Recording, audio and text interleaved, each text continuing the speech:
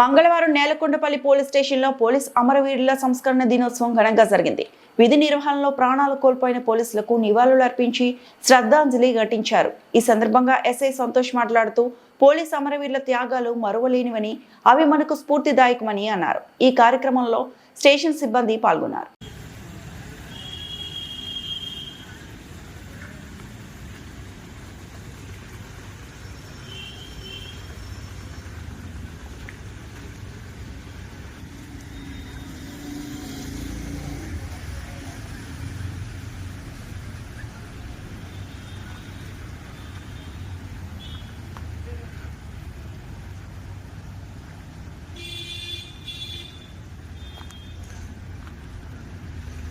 మరిన్ని అప్డేట్స్ కోసం మా ఛానల్ని సబ్స్క్రైబ్ చేయండి.